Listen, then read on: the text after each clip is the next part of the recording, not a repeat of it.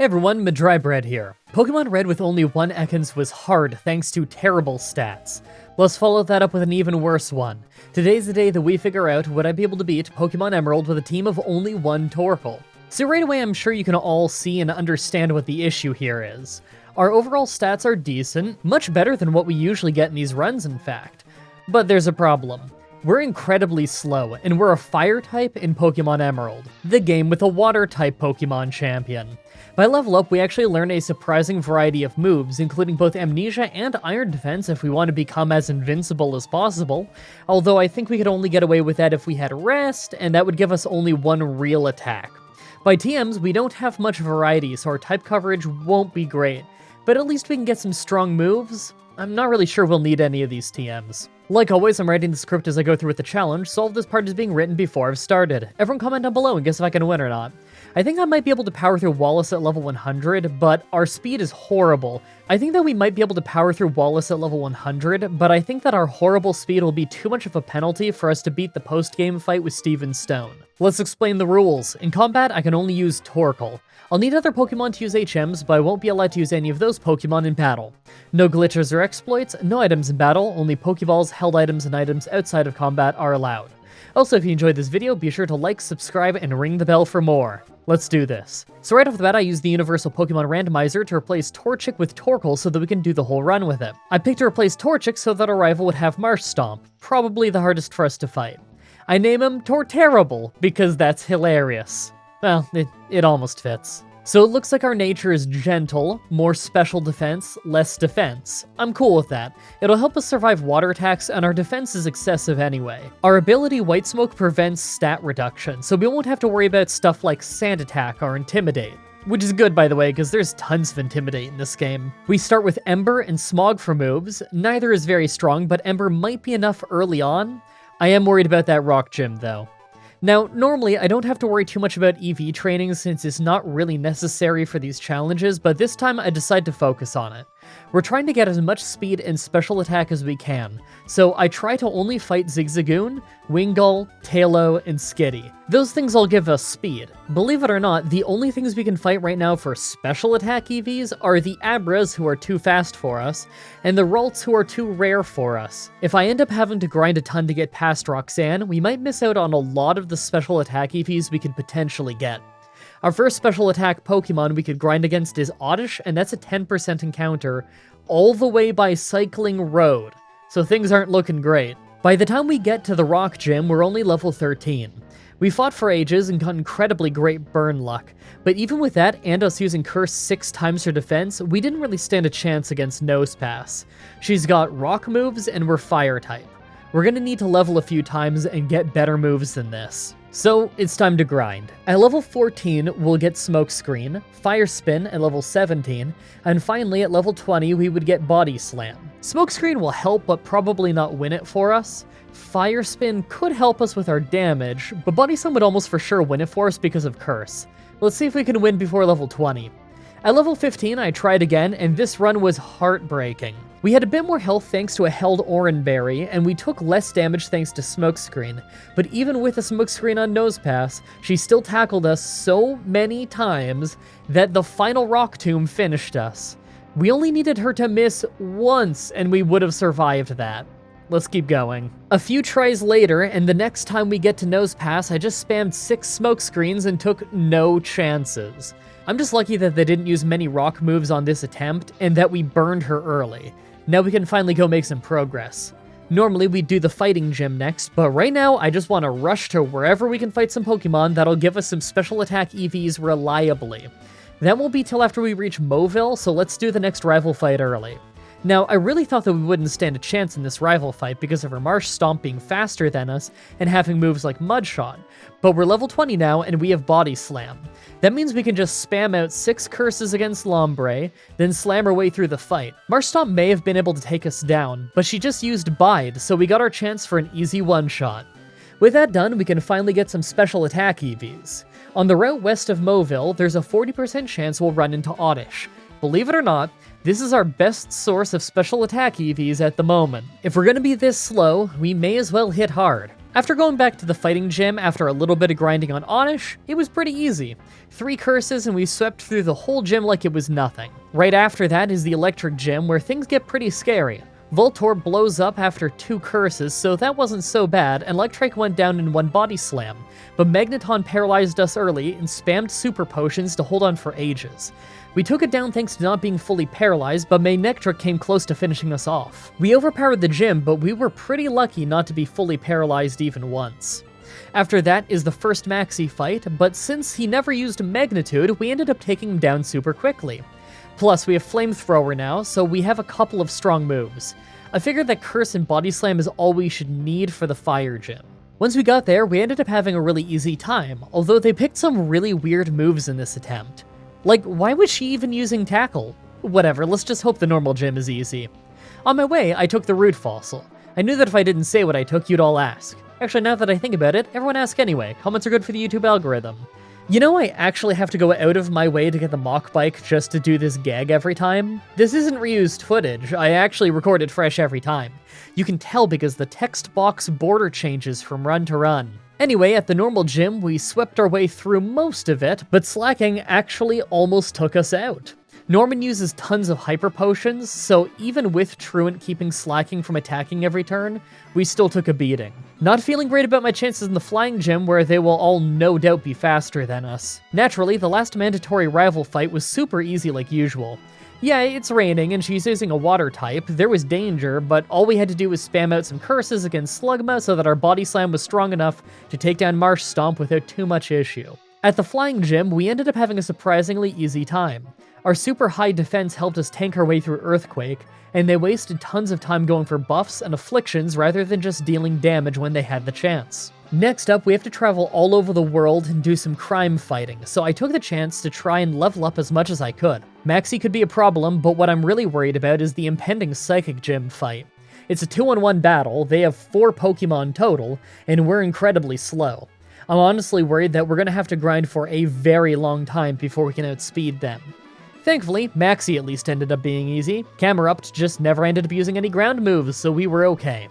Next up is the Psychic Gym, but they don't actually let us do the fight without 2 Pokemon. So for the sake of making it as fair as possible, we just catch a level 5 Magikarp as our partner so that we don't deal any damage with it. Naturally though, we got completely crushed.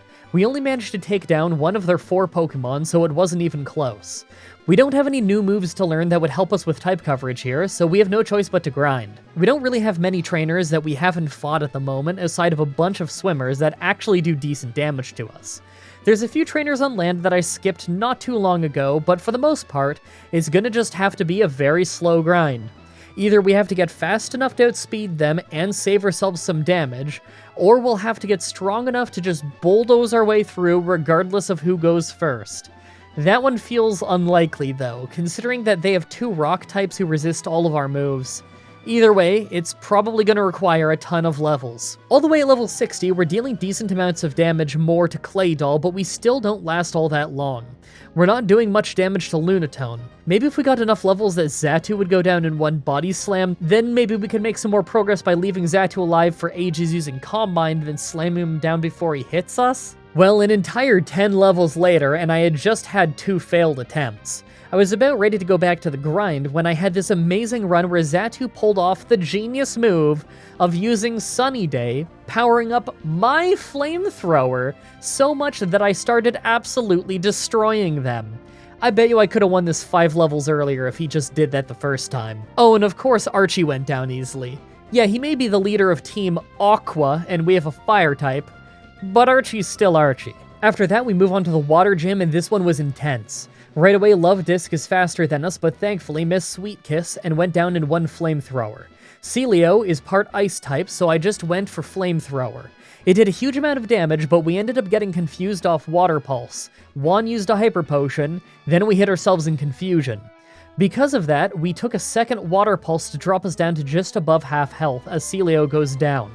Whiscash nearly went down in 1 Body Slam, but all he used was Amnesia, so a second one finished him off. Fourth is Crawdaunt, who thankfully missed Crab Hammer, so we took him down with a few slams, and got him to use another Hyper Potion. Last was Kingdra, who used Double Team right away, making our Body Slam missed. Water Pulse dropped our health into yellow and confused us as we missed yet another Body Slam. I thought we were doomed as the next Water Pulse dropped us to only 28 health, when we snapped out of confusion and paralyzed him off a Body Slam, making him lose his speed advantage.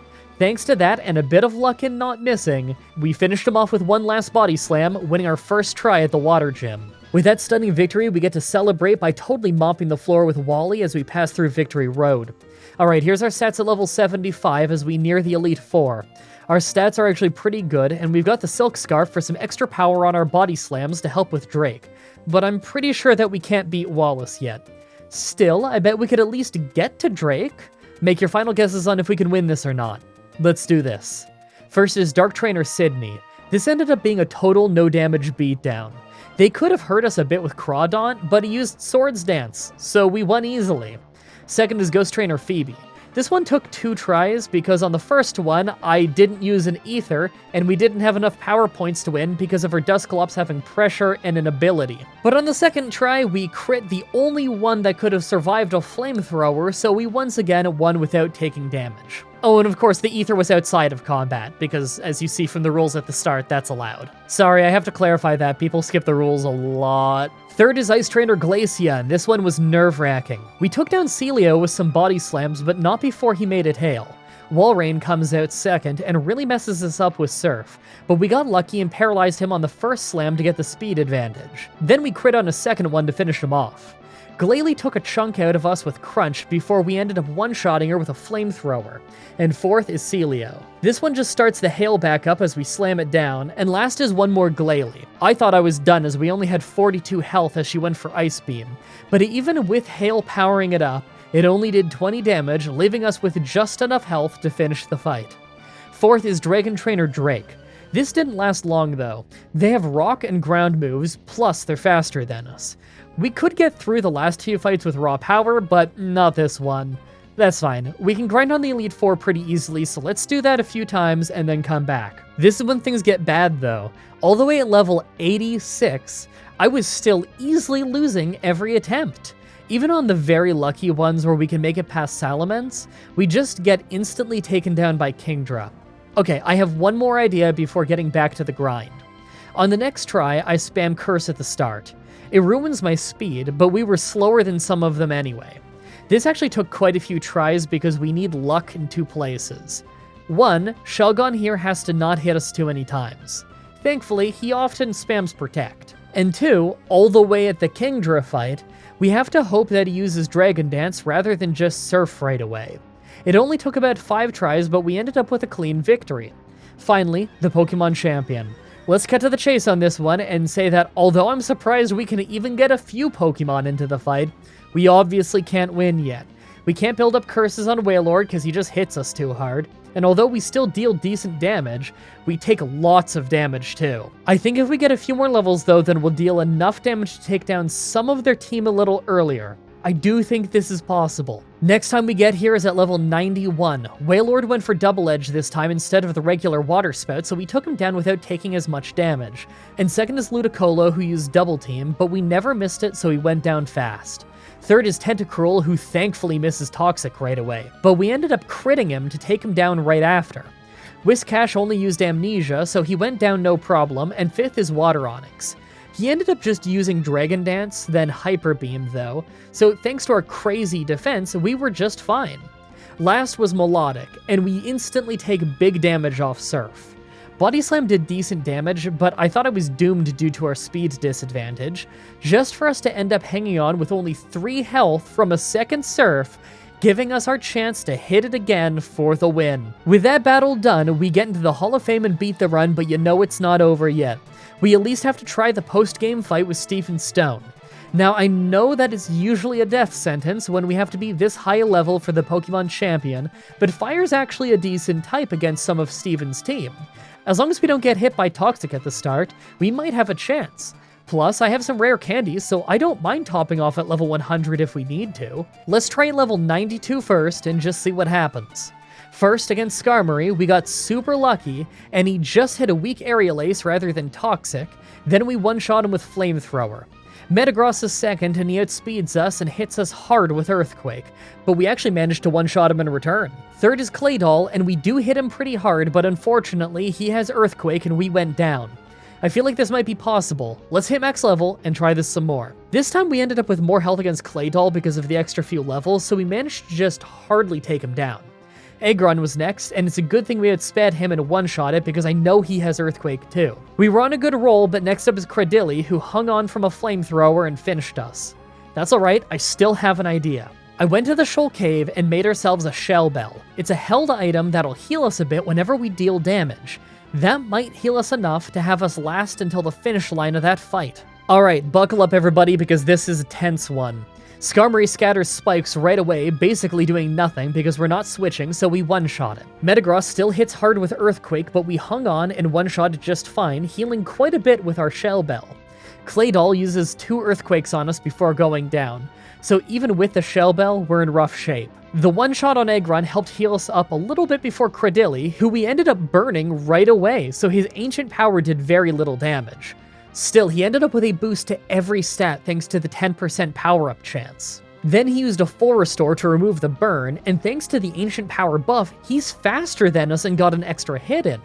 We would have lost, but our next flamethrower burned him again, and the damage took him down. We just had 3 moves with a 10% side effect chance activate between the 2 of us. That was incredible. After that insanity is our Maldo. We flamethrower him to take him to red health just for him to Ancient Power us to drop us to only 14. It's a good thing that we hung on because despite his ocean of full restores, we do still have the speed advantage and can 2-shot him, so as he ran out of full restores, we took him down and won the optional final battle. Well, that was a surprising run. For sure hard, but I thought it would be even harder.